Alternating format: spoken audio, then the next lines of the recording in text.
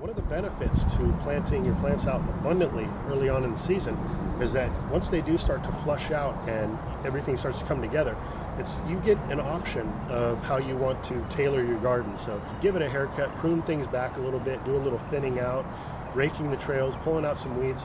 All these things are going to just help your design look really professional and help it to pop. And I honestly do believe that, especially for folks who are really focused on doing polyculture design, if you are doing a food forest style system, it's really nice to just give it that tidy look, you know. Yes, we are modeling after a forest and nobody's out there raking up the pathways, but in this case, I think that the better your garden looks, the more appealing it is to the masses. And when you have folks come over and look at your garden, you want them to say, wow, I want something like that, right? So today I'm going to go about doing my cleanup. I want to take you guys along. And before I do, I just want to mention a few essentials when you're out in the garden and you're doing work. First off, you're going to want yourself a good pair of garden gloves. This is essential. You don't want to tear up your hands while you're out in the garden doing your work. You've heard me mention this in many videos in the past. This is the Hori Hori. This is a very strong stainless steel blade, and you got no problem with this tool pulling up weeds without bending it at the handle like you would with a garden trowel. Next, I've got a simple pair of hand pruners. Keep them clean, keep them sharp, keep them on you. These are great for as you're going through the garden and you see you need a nip here, a nip there. These are wonderful for that, also for smaller branches on the fruit trees. I also carry around some garden scissors, and these are great for smaller leaf plants, tighter spaces, very sharp, easy to get in there and make a nice clean cut. And last but not least, I have this handsaw here. This is a Pocket Boy made by Silky. This is my favorite at this time. A nice, sharp, small tooth handsaw. This is great for doing pruning on your fruit trees. I might be using this a little bit today, but probably not all that much. Now there's all sorts of different gardening tools that you might want to bring out with you in the garden, so whatever you prefer, bring it out with you, but try to make it lightweight and handy if you can. I found that to be very helpful. So let's get to it. So the first thing I'm going to be cleaning up today is I'm going to be thinning out some of the fava bean plants throughout the garden. Now I cut down many of them just before flowering earlier in the season, and that's to get the nitrogen fixation.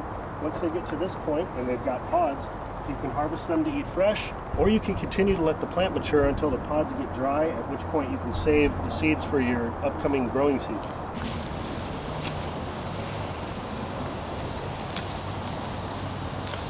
Now I'm just pulling out the plant, and then I'm going to pull off the pods and get them in the fridge.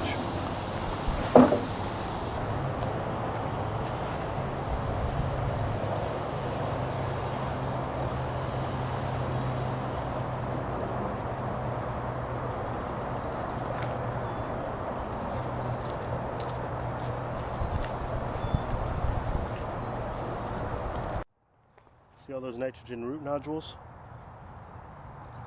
You want to make sure you leave all those in the soil.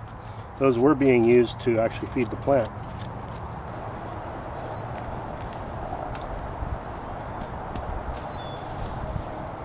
lot of nitrogen root nodules in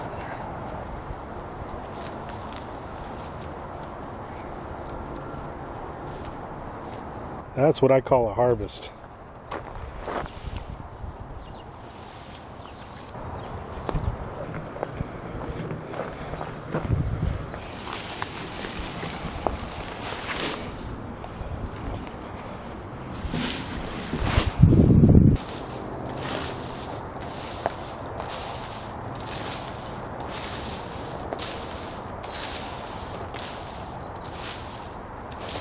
Now I've got a nice wide open plot to plant some new plants. I know exactly what I'm going to be putting in here. Stay tuned for that.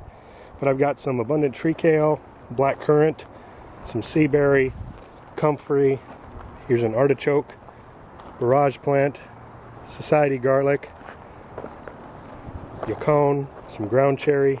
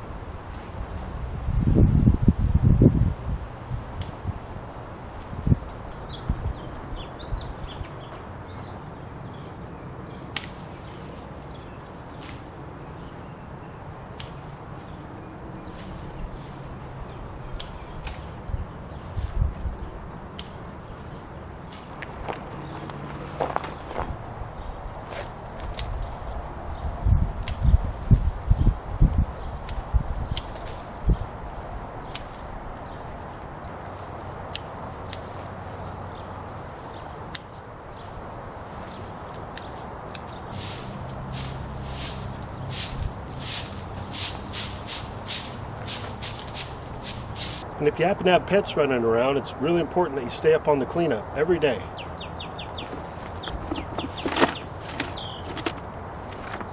It's also important to keep your wood chips scraped back from the bottom of the fence base.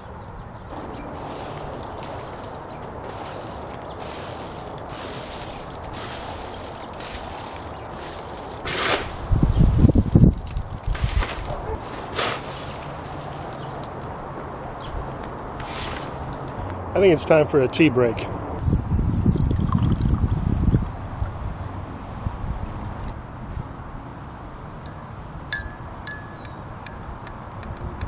Here's to your health, everybody.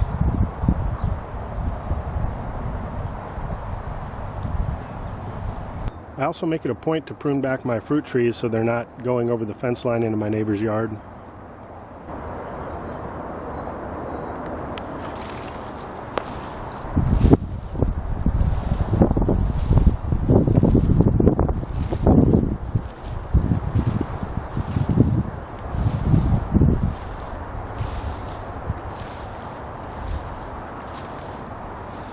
It's really amazing what a little bit of effort with a rake can do for aesthetics in the garden.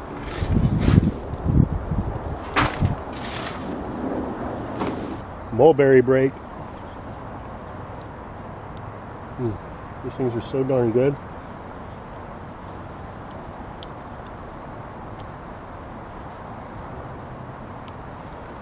It can also be a great idea to set up a few of these fly bait stations throughout your yard, or even get one of those electric bug zappers. And even if the problem's not coming from your yard, it's always good to be set up ahead of time. That way, if any problem does start to come around, you're already ready for it. And as long as I'm talking about flying insects, you know, mosquitoes can be a real issue. And so if you've got any standing water in your yard or throughout your garden, you want to make sure to take care of that as well. That's where the mosquito larvae start to breed, and then they can become a real problem. So, you know, after the rainy season, sometimes you might have some buckets or pails or stuff laying around where water is gathered. You just want to make sure to dump that stuff out. You really don't want to create a problem.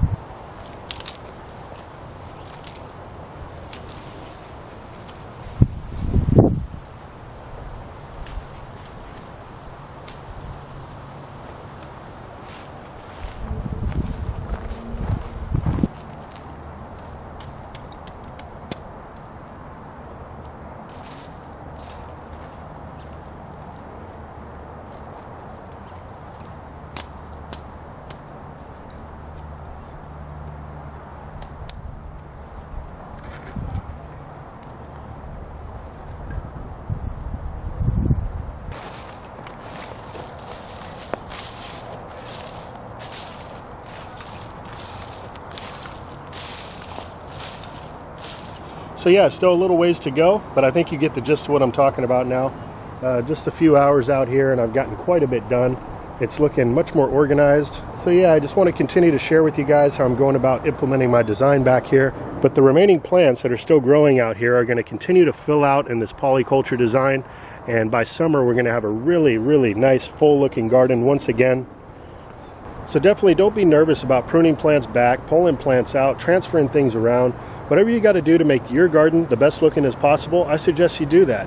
That way you'll be a shining example of what planting in abundance is all about. Well, I hope this video helped you or entertained you in some way. And with that, I hope this video finds you and finds you well, out in the world and out in your garden, planting more abundance in your life. Take care, everybody. I'll be talking to you again soon.